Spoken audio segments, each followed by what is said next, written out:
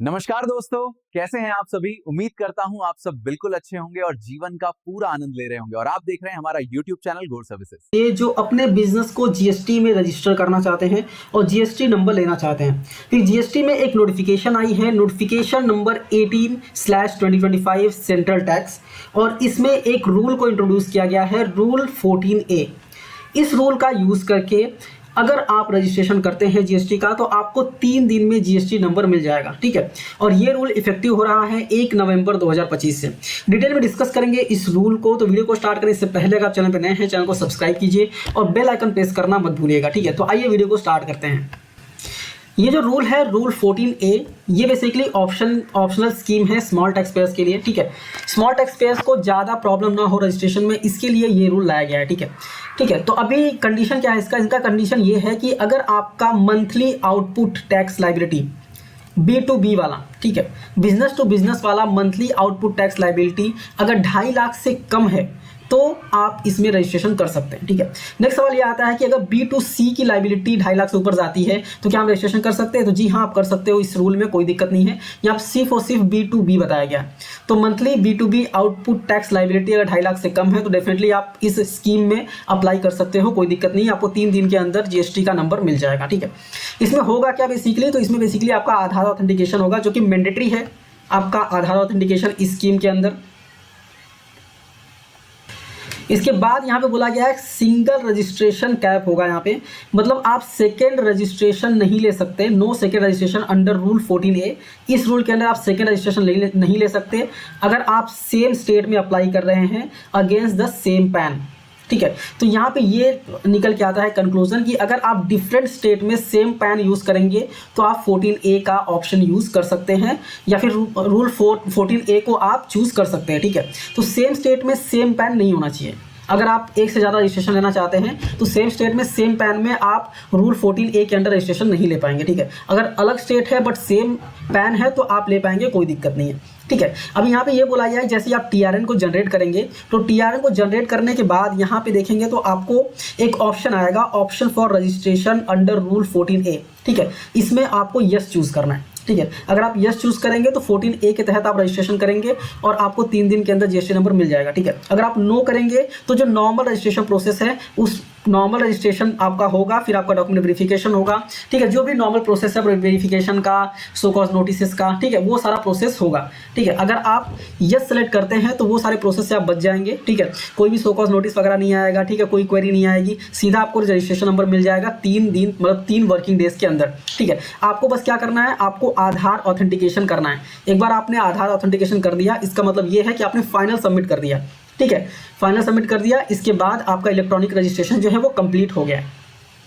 ठीक है, जैसे आपने आधार ऑथेंटिकेशन कर दिया तो सीधा आपका कंप्लीट हो जाएगा।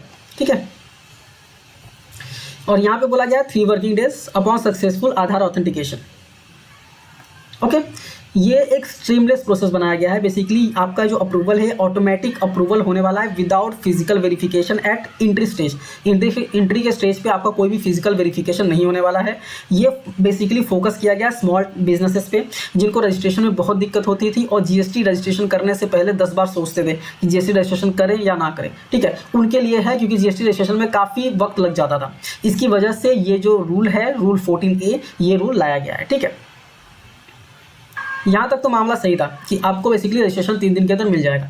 बट सवाल ये आता है कि क्या होगा अगर आउटपुट टैक्स लाइबिलिटी है जो B2B की है, अगर वो 2.5 लाख से एग्जिट कर जाए, तब क्या करेंगे? ठीक है, तो अगर आपका आउटपुट टैक्स लाइबिलिटी 2.5 लाख से ऊपर चली जाती है तो आपको विड्रॉ करना पड़ेगा फ्रॉम रूल 14A। ठीक है, अब उसका प्रोसेस क्या है, तो आपको क्या करना पड़ेगा, बेसिकली आपको कंप्लायंसेस इंश्योर करने पड़ेंगे। पहला, आपके जो मंथली रिटर्न्स है पेंडिंग, ठीक है, अगर आपके 1 अप्रैल 2026 से पहले के रिटर्न पेंडिंग है तो कम से कम 3 महीने का आपको रिटर्न फाइल करना पड़ेगा। ऑन एंड आफ्टर 1 अप्रैल 2026 का है तो 1 टैक्स पीरियड का कम से कम आपको रिटर्न फाइल करना पड़ेगा। ठीक है, इसके बाद ये बोला गया है कि सारे पेंडिंग रिटर्न्स आपको फाइल करने हैं। ठीक है, कोई भी पेंडिंग अमेंडमेंट अप्लीकेशंस नहीं होनी चाहिए। अमेंडेड अप्लीकेशंस जो है कोई भी पेंडिंग नहीं होना चाहिए। कोई भी सेक्शन 29 के प्रोसीडिंग्स आपके अंदर नहीं होनी चाहिए। ठीक है, ये चीज़ें आपको इंश्योर करनी है जब आप विड्रॉ करने जाएंगे। ठीक है, इसके बाद आपको फाइल करना पड़ेगा फाइल फॉर्म GST REG 32। इसमें क्या होगा, आपको बेसिकली मैंडेटरी आधार ऑथेंटिकेशन करना होगा और पैन का वैलिडेशन होगा।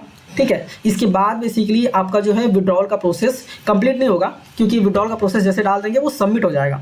सबमिट होने के बाद सबसे इंपॉर्टेंट आता है यहाँ पे वेरिफिकेशन प्रोसेस।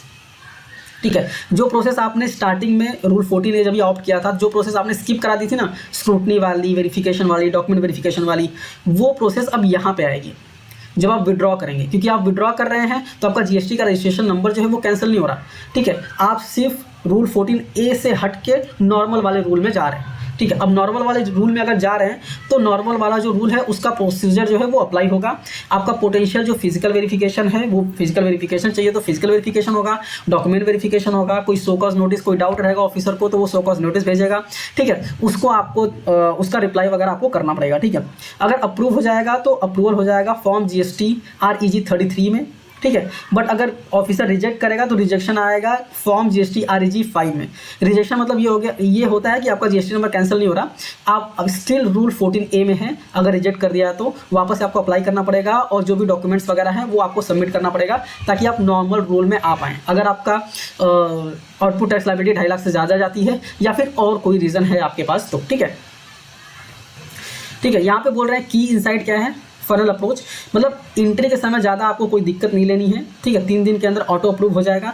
बस एग्जिट में है कि आपको सारी चीज़ें चेक करनी है। ठीक है, ये फनल अप्रोच चाहे तो आप रीड कर सकते हैं। ये जो PDF है ना, इसको मैंने टेलीग्राम चैनल पे शेयर कर दिया, लिंक आपको वीडियो के डिस्क्रिप्शन में मिल जाएगा। आप चाहें तो इसको अच्छे से रीड कर सकते हैं कि क्या है एग्जैक्टली। ठीक है, मोटा मोटी ऊपर से जो था प्रॉपर्ली मैंने बता दिया है और उम्मीद करता हूँ सारी चीज़ें आपको समझ में आ गई होंगी। बस ध्यान दीजिएगा, अगर आप ये रूल को ऑप्शन का चूज़ करना चाहते हैं और 3 दिन के अंदर आपको या फिर 3 दिन में आपको GST का रजिस्ट्रेशन सर्टिफिकेट चाहिए या फिर रजिस्ट्रेशन नंबर चाहिए, तो TRN जनरेट होने के बाद आपको ऑप्शन पूछा जाएगा। ऑप्शन